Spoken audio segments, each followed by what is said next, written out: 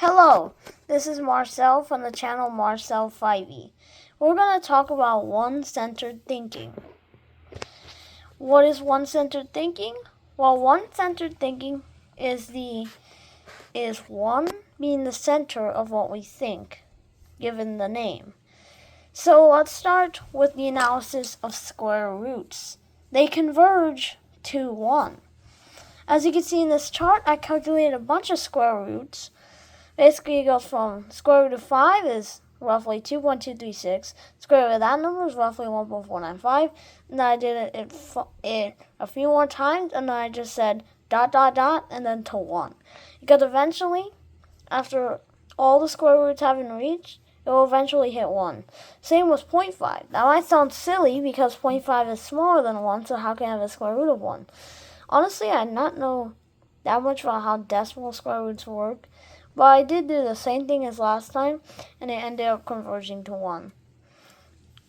Next thing I want to talk about is words. Words and letters. The relationship between the words and the letters. The reason why 4 is sometimes called a cosmic number is because 4 has the same number of letters in its name as the quantity it represents.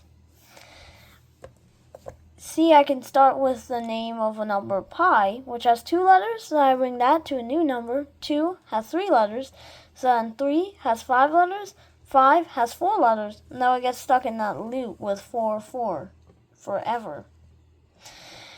And I start at negative 17 here because that's one of the 2 numbers that has its absolute value of letters.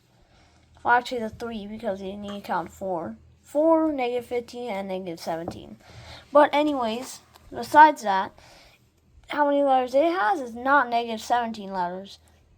Obviously, it's 17. So 17 has 9 letters. 9 has 4 letters, and then we're back in the loop with 4. The reason why one-centered thinking occurs is because 1 is the equivalent of a thing. One thing. 1 finger. 1 bag. 1 Russian letter, 1 dice, you get the picture.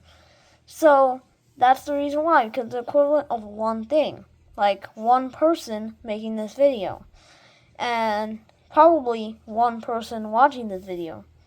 You might be watching it with somebody else, but again, it's most likely just going to be 1 person. And so that is one-centered thinking for you. Because, yeah, one-centered thinking is a very interesting topic, and when you switch it up, it starts becoming kind of strange to us. But because, remember, our thinking is one-centered. So, thanks for watching this at least one time. And as always, thanks for watching.